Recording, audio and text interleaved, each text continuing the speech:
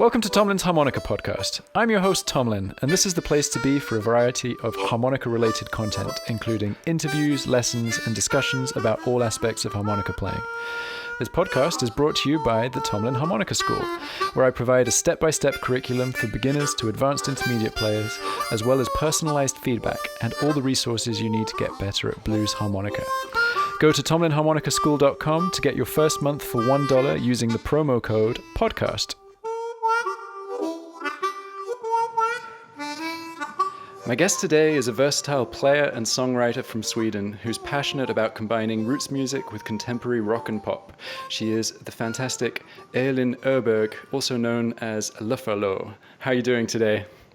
I'm good, thank you. And thank you so much for having me on your podcast. I've been looking forward to this for a long time. I'm really happy to be here. It's absolutely my pleasure. I've been really looking forward to chatting to you. Loads of my students were really excited about me chatting to you, so I think it's going to be good. So for people who don't know very much about you, I said that you're from Sweden, but will you tell us a little bit more about where you're from and what it's like there at the moment? Yeah, okay. So I live in Stockholm. And what it's like here at the moment, it's pretty depressing everywhere. Especially for musicians, I think. About me, I'm a harmonica player. I've lived in Stockholm I'm actually from Stockholm, but I've lived around Sweden for a while, and I recently came back to Stockholm, which is like the best place to be when you want to enjoy the music scene. Very cool, very cool. Yeah. It is kind of depressing to be a musician in general at the moment. If people are listening to this in the future, we're doing this podcast in the middle. Well, it's not the middle, but it's at some point during the COVID lockdown. I kind of thought it would be over by now, but here we are. Yeah, we all did. So are you not doing any gigs at all? Is it still completely locked down where you are? It's not a completely lockdown here yet, but the restrictions are getting stronger. Mm-hmm. I actually did a gig a few weeks ago, 3 weeks ago, with my duo. Mm-hmm. And it was 50 people in the audience, which is, it was like a real gig, a small but real gig. And I found myself looking for the camera because I've been doing several live streams this year. So it was just, it was a bit confusing, actually looking into people's faces. But so good. Oh wow! I am so jealous. I've not even been in a room with my band since March. Really? Yeah. But I've heard the restrictions in the UK is a lot harder than in Sweden. Yeah, they are pretty strict, and it's difficult because I've started getting emails from students saying, "Oh, are you going to do a workshop next year? And are you going to do all this stuff?" And I'm like, I just don't know. I just can't plan anything. It's kind of depressing. But anyway. You can't even meet your band. What's that? Well, you can't even meet your band right now. No, so I can meet one at a time. So I can go and say hi to the drummer and then separately go and say hi to the bassist, etc., etc. And we can't go into each other's homes and we can't go into studios. It's all a bit sad. But we won't dwell on the negative stuff. Because there's a lot of that. We can chat about whether you've been able to find some time to work on new things or practice new things. You said before we started recording that you were practicing today. What were you working on? Yeah, this year it has been a pretty good year for taking the time to do other things instead of playing gigs. So I think I've been really productive actually during this year. Especially with the practicing. Mm-hmm. I love practicing and I practice a lot. And I have plenty of routines around practicing. So it's always I always have super firm goals to go to. Awesome. So practicing a lot. I've been doing a few collaborations with other musicians. I And saw. I've got to interrupt because I've been watching loads of your collaborations and yeah, they're all brilliant. But ooh, the one that kind of pops into I think quite a lot of people's minds is the Will Wild one, yeah, which was very very cool. But then that made me go and listen to more and more of the collaborations. There was a very cool one which I thought was cool because it was so different, which was with a bassist, yeah, the bass and Spanish bass. harmonica. That Yeah, was awesome. That was very very yeah. cool. It Are these has people you been already knew? no, and that's the interesting thing. This year, while staying at home, I've been networking a lot more via social media, and lots of musicians are just reaching out to other musicians. So the bass player, an Argentinian bass player living in Spain, she just wrote to me on Instagram and said, "Hey, we should do this 1 minute collaboration." And it's such an easy thing to do, and you're actually working with someone. Yeah, that's very cool. I also watched your bluegrass video, and I was wondering if bluegrass is a style that you've started working on recently, or is that something you've always been interested in? No, it's really recently. Nice.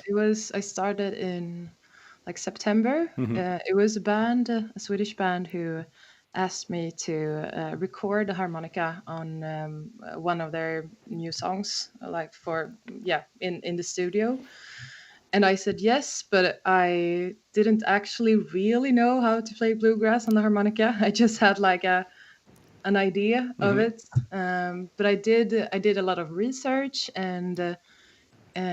Yeah, and then I put down the hours just practicing it.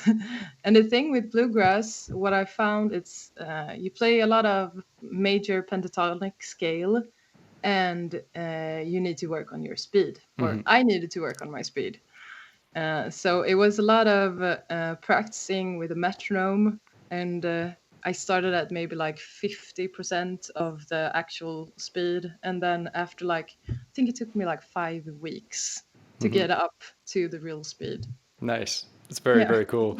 Yeah, it's funny. I did some lessons with Roly Platt. God, it must be a couple of years ago now. And basically, I was just like, just give me something new and cool, and I just want to learn something new and get out of my comfort zone.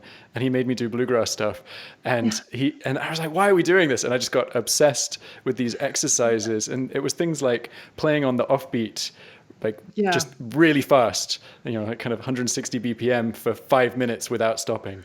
And you're just like, I'm gonna start hyperventilating. It's all draw. Like, how do I do this? But it was so good for me Yeah. to kind of get out of my blues comfort zone, do something a Yeah. bit different. But yeah, I really enjoyed that video. I thought it was very cool. I think it was so much fun doing, and it's so much fun playing bluegrass. I Yeah. think also like practicing the speed in that way really contributes to like my overall technique. Totally. So Well, don't you think that the most interesting, not just harmonica players, but all musicians, the ones that are most interesting are the ones that steal from different styles, even if they're definitely. a blues player, they have a bit of this and a bit of that. Mm. Very cool. Awesome. Well, I do want to talk a little bit more about your various projects and things, but before we do that, I'd love to kind of get a bit of your origin story, because there isn't a lot of stuff out there. So I'd love to know kind of how it all started, whether you come from a musical family. I don't. I don't come up from a musical family, and I don't have like any official education in music. So I'm pretty much like self-taught. But I did. I always had like a really strong interest in music, but it took a long time before I like had the courage to actually start pursuing it, and especially professionally. But I started playing like classical guitar when I was 10. Oh wow. Not like really. Yeah, I didn't spend a lot of time on it, but I think that was like kind of put down my basis on how to understand music and notation. So I started playing guitar. I've been singing a lot. I sang in like a band in high school, And then when I was 20 years old, I found the harmonica, and that was like the epiphany for me. Very cool. Yeah, I mean And that's. I think it's good for people to hear that. There's not necessarily not every instrument is going to make you kind of fall in love with it, and it sometimes takes a bit of trial and error to find the one that works for you. yeah, That's very definitely. cool. And so what made you pick up the harmonica? How did you get there? Because it's quite a weird instrument to find unless you It see is. someone doing it. It is. Well, I had a job as a mailman, postal worker. Yeah. Yeah, when I was 20, and I had so much time during the day to listen to music. And I decided that I would start from the beginning of like modern Western pop culture and listen my way up until today. Uh-huh. So I started like in the 20s, and pretty early on I encountered blues. Then, of course, I've listened to blues before, but this was like a whole new thing. And it was when I came to the 60s and I listened to the Yardbirds. Uh-huh. Yeah. And I heard a song, one of their songs called Steeled Blues, which is just an instrumental, like blues, slow blues, with a lead harmonica on it. And I heard it and I was just like amazed. I just had to, I just had to try it. I just love the tone of the harmonica. It's just so soulful and interesting. It doesn't sound like anything else. No. Absolutely. It's funny. I was going to ask you about this journey of listening to music because I read about you doing this. I was like, wow, was she really this disciplined, just kind of working through from the beginning? Yeah. You know, I'm very disciplined. Nice. Overall, that's why I like practicing that much, because yeah, if I decide on doing something, I'm gonna do it. Yeah. So. I think that's kind of a common theme with musicians, kind of, especially pro musicians. Like it's there's a discipline and a level of obsession, and I think you need it because you have to put in so many hours. Students don't really understand that that there's so much repetition of things that you think you can do, but you've got to do it until you know that you can't get it wrong. But I love having the experience of putting that much time into something. I think that brings me a lot of what do you say? Fulfillment? Yeah, fulfillment. And if next time I'm gonna start something new, I know it's just practicing and putting down the hours, like learning a new instrument or like learning another new skill. Once you've done it, you know how to do it, and you know it's possible if you just put down the time. And I think a lot of people who's not musicians don't understand that like way of practicing, the process. It's definitely a process. But do you not find that a little bit intimidating? Because you know the process now. So, for example, I started learning keyboard last year, and it was really hard for me because I know how long it takes. I was like, man, I'm being a beginner again. I don't want to be a beginner again. Is that not a bit intimidating? Yeah, that's why I don't do it that often. Fair. I stick with my harmonica. That's sensible. During this year, I've been practicing my singing a lot more, though. Okay. And unlike I use the same kind of routines for practicing harmonica for singing, and it has helped me a lot. And during the gig I did a few weeks ago, I was the lead singer, so I had to practice before that. Very cool. And it went really well. Nice. Well, I did listen to you singing. Is this with the duo Root Imperial? Yes. Yeah, I've been listening to some of your stuff and heard you singing, and it sounds great. So do more of that. That would be very cool. Yeah. Okay, so you said that you came across the Yardbirds and that got you excited. Which other harmonica players or other musicians got you excited about playing? Well, when I started, Well, it was several of the Swedish harmonica players like active at the time. So Filip Jers, if you know. I don't.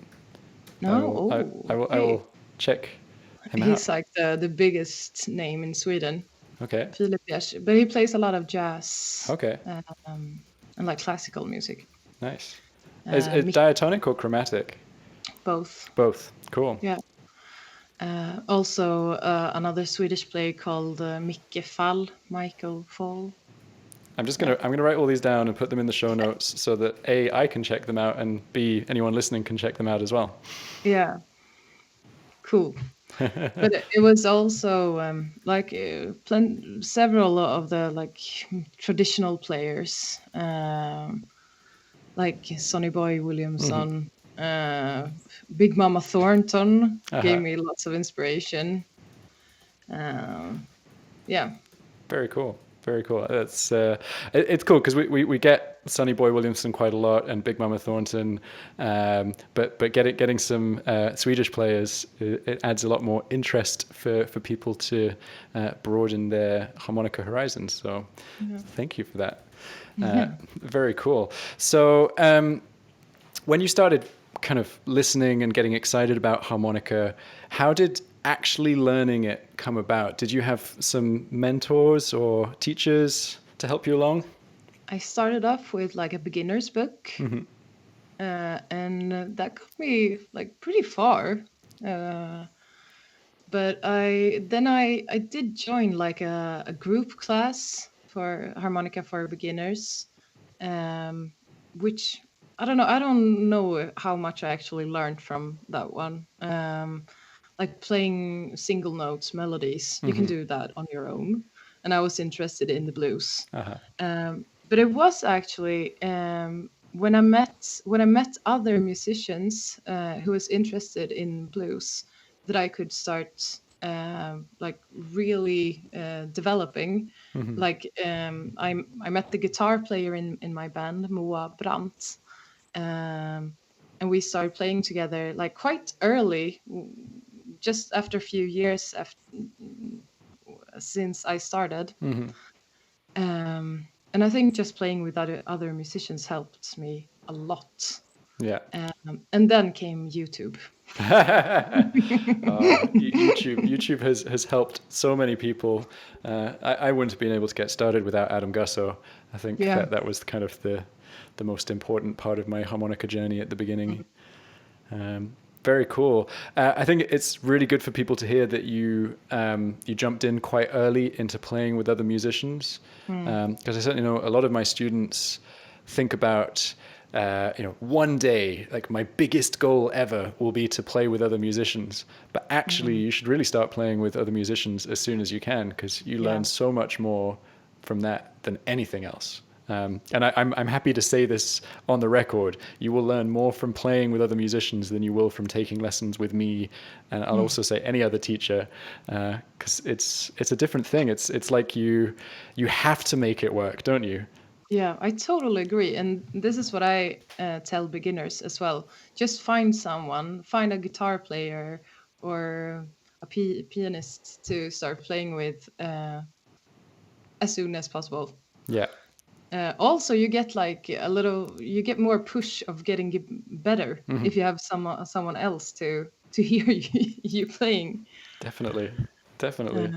No, I think also start playing live as soon as possible. Like go to open mics. I think that is so important. And I think I was lucky just like finding the right people to play with, and they pushed me a lot. So I started playing live early. And it sounded like shit. Absolutely horrible. And I have some recordings today that I can listen to from that time, and it's horrible, but I'm so proud that I did that. I think you have to, if you wait until you're brilliant before getting up on stage, you'll never get up on stage, and you'll never be brilliant. You just need to throw yourself at it. There was a brilliant video that Jason Ritchie put up a few years ago, which was him in a high school band, I think it was playing Summertime or some kind of jazz standard. And it wasn't the Jason Ritchie that we know now, obviously. And it was great to hear him as a relative beginner. I think, it's important to know that everyone starts at some point. Yeah, you just got to do it. Just get over yourself. Absolutely. Do it. Okay, let's kind of go towards the kind of the musical journey, because you've got quite a busy repertoire of bands and things. You've got the kind of roots rock band, Among Links. You've got the 8-piece Ladies Got the Blues, and you've got your duo, Root Imperial. So and maybe other things. Have I missed out on other musical projects? No, that's like the main things, and then I do some like smaller projects as well. But that's like my bands. Okay, that's cool. So which one came first, and kind of how did it all get started? It was Among Links, which is like my main band, and where I also write a lot of the music too. We started playing in 2013, but under another name. We started off as like a blues trio. Okay. And then gradually we took in the stand-up bass and drums as well. And when we got a new singer in 2014, we also changed the name. So Among Links from 2014. And since then, we've recorded 3 albums, 1 EP and 2 full-length albums. And the latest one came last year. Oh, cool. Yeah. And are you working on anything new with them, kind of for when lockdown eases? Yeah, I am writing a lot of stuff right now. Not sure to what project yet, to my own projects or to Among Links, but we're thinking about trying to record something next year. Very cool. Like an EP or something like that. And I bet you must be desperate to go and play some gigs and do some touring. You're absolutely right. I don't know about you, but my wife will sense that I've got that kind of energy of you need to go outside and play some music. Yeah. And she's very good at telling me to go and find my friends and jam with them. She hasn't been able to do that for the last 9 months. And I think, there's a little bit of kind of built up kind of musical energy that needs to come out, and I'm not really sure how to deal with that. Yeah, you need to find like some sort of substitute for it. Yeah. Well, this year I've been exercising so much more than usually just to get like some kind of kick. Yeah. You were saying before we started recording, you were saying that you're doing jump rope. Weighted jump ropes. Weighted jump ropes. That must be pretty hard work, because that's what boxers do, isn't it? Yeah, exactly. Yeah. That's serious exercise. You made it sound, when we first started, you made it sound like it was quite lighthearted and gentle, but I'm visualizing something a lot more hardcore now. Yeah. Well, you got to do something to get your kicks. Definitely. Very cool. And I wanted to talk to you a bit about about Ladies Got the Blues. And I kind of want to bring in a question from one of my students, because I think that it kind of comes together a little bit with the band, because Ladies Got the Blues is all about paying tribute to women in blues, isn't it? And it's an all-female band, which is quite unusual in the genre.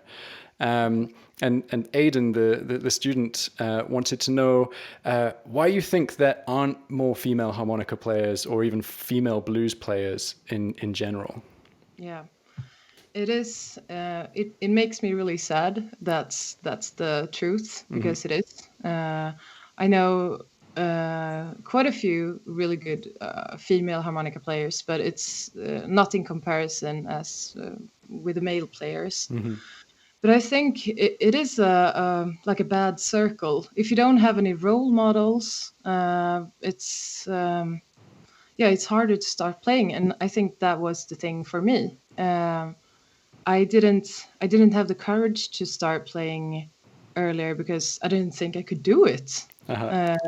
And I didn't know like any female harmonica players at the time. Of course, I know I could do it, but I think it's just a harder step to take. And also, you do get a lot of weird comments and like sexist comments when you're a female musician. So it is a lot harder, I think. Oh, definitely. I used to, well, one of my favorite drummers to work with, who I now can't work with anymore because she's too famous, which is very cool. She plays with Katie Tunstall now. Cool. But we used to play all the time, and people would come up to me and say things like, "Yeah, she's pretty good for a girl." And I'm like, and they were always drummers, and they were always terrible drummers, and I was like, she's an awesome drummer, like full stop. Who cares? Yeah. But yeah, it is. There's so much of that culture because it's such a macho world. You know, the blues jazz scene. And it's well, Aidan was very complimentary about "Ladies Got the Blues," and he hopes that's going to kind of provide a great role model for more kind of younger female harmonica players. Yeah, well, that's our main goal with Yeah. that project, just to get some representation out on the blues scene, because there are a lot of female musicians in Sweden, a lot more than in other countries, I think. Okay. So doing that project, because it just started as a project, we were supposed to do one show, but then it got so popular that we started touring with it. But just like doing like a project like that together, we didn't know each other at all. It was just we were connected through like social media, and it was just such a empowering thing to experience. Yeah, I can imagine. I can imagine. It's a very, very cool project. It's a little bit sad that it's necessary. You know, Yeah. it would be great if it was just kind of normal, but I think there are more and more kind of high-profile female harmonica players, including yourself. So that's only a good thing. I'm getting more female students in my Yeah. online school, which is very cool. It's still a bit weird at kind of in-person events. It's very male, and I can imagine that being very difficult to kind of break into and arrive, and being one woman in a room of 50 men. Even if they're all very friendly, it's just Yeah. it's a difficult environment. It is. I think the main thing is that you have to prove yourself all the time. Like I have to prove that I'm really good or better than the other ones just because I'm a woman. Yeah. And also, when you're a beginner, you have to be a beginner at some time. And I think that was hard for me. Like I want to prove myself that I'm this good, but I was a beginner, so I couldn't. Yeah. I couldn't prove anything. But look at me now. Yeah. Well, you've put in all the disciplined practice. Yeah. And actually, I kind of wanted to chat about routines and stuff because I'm obsessed with kind of routines and goal setting, and that's how my mind works as well.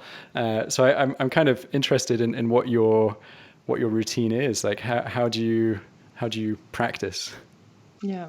Okay. Well, I try to practice 2 hours a day during weekdays, and I try to mix the stuff that I'm doing. So I'm a big fan of transcribing.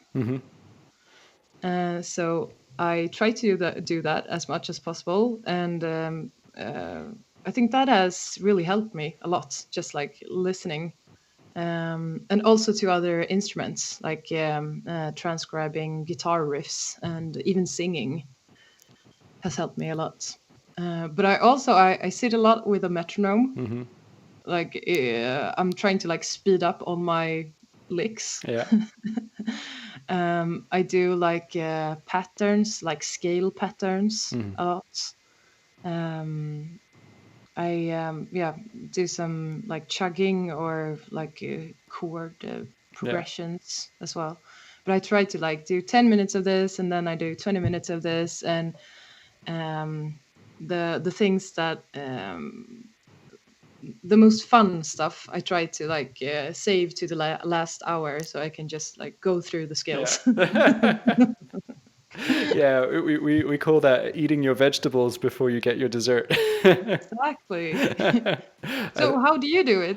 It's pretty similar, but I have this kind of weird thing where I have to sort of split my time evenly between technical practice, repertoire practice, and improvisation practice. So however much time I have will get split into those things. And like technical practice, it's there's a lot of scale work, often a lot of kind of bend practice, and just getting those bends sweeter and sweeter and sweeter. Because I think that's the thing that people don't really realize. You know, you can hit the bend, and then you spend another 20 years, 30 years like trying to get it perfect every single time. Which you probably shouldn't tell a beginner, because it's quite a big big task. Things like that, and then repertoire. Yeah, I do a lot of transcription as well. I think that's one of the most powerful exercises, because it makes you more musical. I think, you know, it develops your ear. And yeah, transcribing other instruments is great. I find transcribing other instruments very difficult. It's something that I find it hard to tune my ear in, unless it's guitar, because I play guitar. But guitar and harmonica, anything else is quite difficult, and that means it's good for me because it's difficult. Yeah, I've tried doing saxophone a Oh few yeah. times. It's hard. It's hard to get like the tone, but I think that you often have to like put a lot of time into details. Yeah. Like what you said with the bends. Like you can spend an hour just blowing in hole 3, or not blowing, Drawing. drawing. Yeah. Sorry. Or working on your vibrate. Sorry, my English. I'm losing my English. No, your English is brilliant. Vibrato. Vibrato. Yeah, and that's like even harder when transcribing another instrument. Yeah. Well, yeah, because every instrument has its own things that it does naturally, and if you try and copy that, it's really difficult, because your instrument doesn't do those things naturally. But I think that makes you a more interesting player if you look at other instruments. So no, that's very cool. I could keep chatting for ages. We were talking at the beginning of how long this is normally going to go on for, and basically I'm trying to keep it kind of concise, but I want to keep going for hours and hours. But I will keep it concise, and we can maybe do a round 2 at some point, if you're keen. But I do have a few questions from students, just some kind of quick ones. So a couple of my students, Christos and Bara, wanted to know what brand harmonica you use, and if you customize them at all. Yes, I use the Hohner Marine Band Deluxe, and I have other combs to them all. So I've bought combs from Blue Moon Harmonica, and also from the Swedish player and like Horner endorser, Joel Andersson. Oh yeah. Yeah. And I do modify my harmonicas a little bit myself. I'm not very good at it. So just the other week, actually, I had them in on service at another harmonica players. So yeah, modifying. I need them to be modified a lot for me. Okay, cool. And is that because I do hear overblowing in your playing, and is that part of the reason you want to have that kind of responsiveness? Or yeah, and I also play. I have a lot of attack playing. I play like pretty hard. Yeah.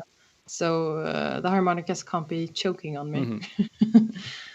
Nice. Have you tried Zeidel for playing more hard? How did you find them? Yeah, I am not too keen on the Seidel. Okay.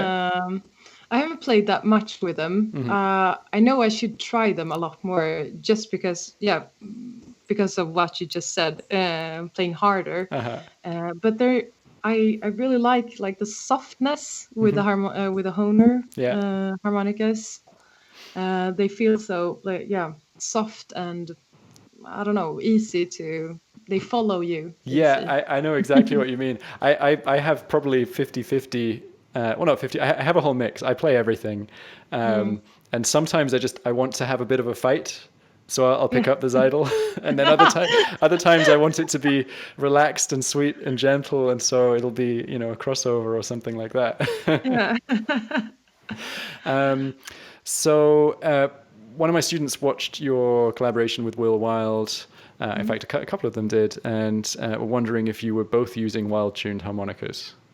No, I wasn't. I Cool. was using the regular Richter. Richter, very cool. Richter. And Nick wanted to know if you felt intimidated doing the collaboration with Will Wild. No, not at all. Intimidated. I mean, he's a brilliant player, and I am learning a lot from him. He's such a role model, especially like playing rock on the harmonica. We share that like ambition. Yeah. So it was just so much fun doing the collaboration with him. We had such a good collab with the whole process. And yeah, maybe a little bit intimidated, to be honest. There it is. But I never felt like I couldn't do this or Yeah. like, no, I'm good at my stuff. Yeah. And he's really good with the shredding. Yeah. Do you know what, it's funny. I did a workshop with Will a few years ago, and I went to pick him up, and like I've just seen Will the rock star. He's got this image that he has, and I went to pick him up from the station, and then took him back to my apartment, and he ran up to my cat, and he was like, "Oh, cat!" And it was like, "Oh, you're not this kind of image that you have out there." And like he was just so nice, and I was so surprised by how kind of sweet and gentle he was. Such a humble person. Yeah. Such a humble person. And a fantastic teacher, really, really good teacher. Yeah, very, very cool. Awesome. Well, I don't want to take up too much more of your time today. Thank you so much for agreeing to do this. Before we do go away, what would you like people to check out of yours? I'm going to be putting links to all your bands. Is there anything else you want me to put in the show notes? Oh yeah, I would say check out my YouTube channel. I'm working on 2 new collaborations right now. One with Indonesian harmonica player Sarah Saputri. Cool. So that's going to be there in a few weeks, maybe. Also, I would recommend you all to listen to our recorded music with Among Links. Our latest album, Movement, is on Spotify and like all other streaming services. And we're really happy with the latest album, so check that out. Very cool. And I will reiterate that as well. It's a fantastic album, definitely worth listening to. You should be very happy with it because it's awesome. So I'll definitely link all of that up. And Tomlin, I have to say, like your the platform, the teaching platform that you build up, it's so impressive. I mean, the work you put into creating that platform on your own website, on YouTube. I can't imagine how many people you're helping with starting playing harmonica. Oh, thank you so much. And when I started practicing a lot more intensively in like 2015, I looked at your videos and I've learned so much from you. So I just want to say thank you. Oh, well, thank you for saying that. That's amazing. And I did not expect that. Awesome. Well, that's very cool. Brilliant. Well, thank you so much for spending some time with me today. And hopefully we can hang out at some point and actually play some music on a stage together. That would be very cool. That would be a dream. Awesome. Maybe next year or the year after. Well, as soon as we can, as soon as travel is open, I'm just going to be going to a million different places simultaneously. Awesome. Well, enjoy the rest of your day, and I will hopefully catch up with you soon. Yeah, cool. All right, Thank cheers. you. Bye. Bye. Thank you so much for listening to this episode of my Harmonica podcast. Please don't forget to subscribe and leave a review on your podcast service of choice. And if you're ready to take your harmonica playing to the next level, then you should check out my online harmonica school over at tomlinharmonicaschool.com. Happy harping!